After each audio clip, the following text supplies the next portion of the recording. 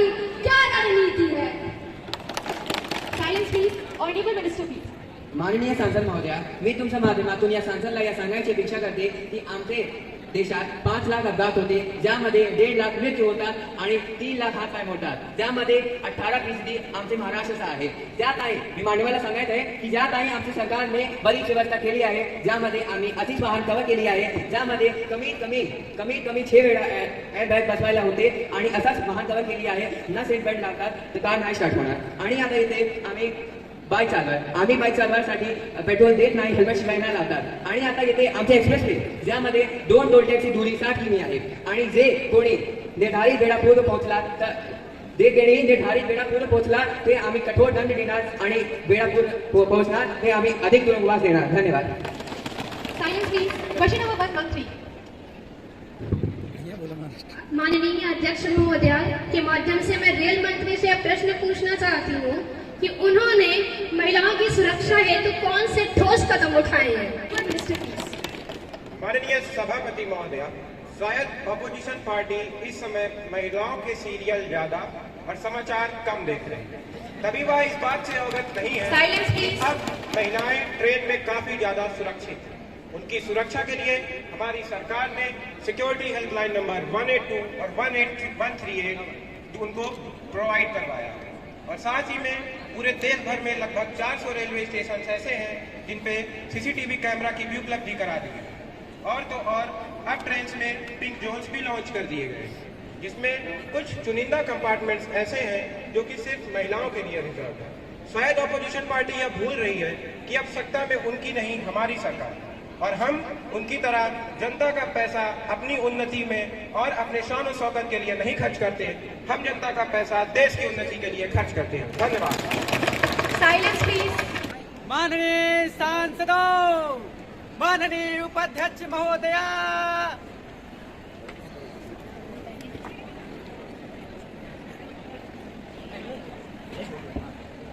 तो confident motion. सभापति महोदय, इस सरकार ने आज तक कोई भी काम ढंग से नहीं किया.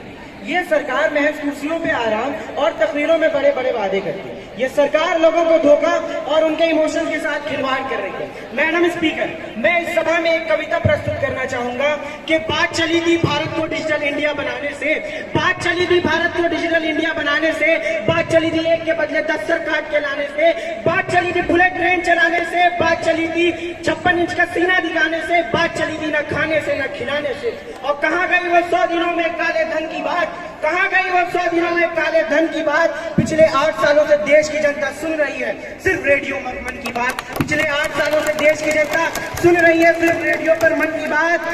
और चौकीदार देख रहा है, चौकीदार देख रहा है और लोग बैंकों को चूना लगाकर भगौड़े हो रहे हैं. चौकीदार देख रहा है और लोग बैंकों को चूना लगाकर भगौड़े हो रहे हैं.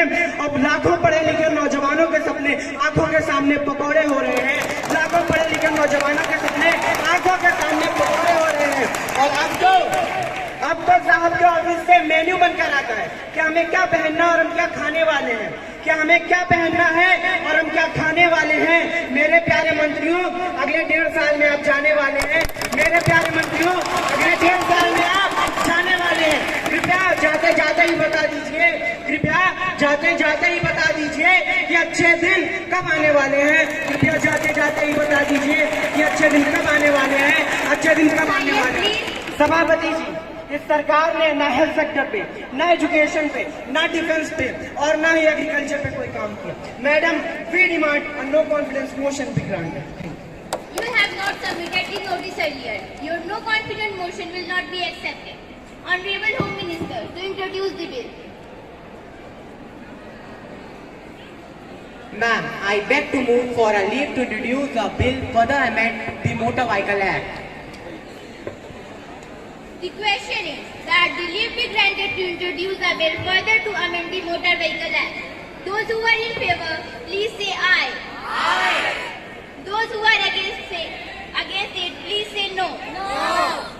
The majority of members say no. Yeah, yes. I think the ayes have it, the ayes have it, the ayes have it. Leave is granted. Now the House will take up consideration of Police Force Bill 2022. Minister, please. Mr. Speaker, I beg to move the Police Force Bill 2015, an act to consolidate and amend the law regarding the regulation, efficiency, power and duties of a police force to resolve the conflicts of our country. Respected ma'am, out of all the governance organs of our country, which are executive, legislative and judiciary, the rule of law is held to be above all of them, and it is the many new reforms who maintain the rule of law on the ground. Since the independence, our police force has been using the traditional method of case solving. We need to understand that we have entered in a digital era. India, a country who is going to be the next superpower. Our aim is to enlist ourselves in UNSC by 2024. So for that country, superpower country, we need to have a cyber policing.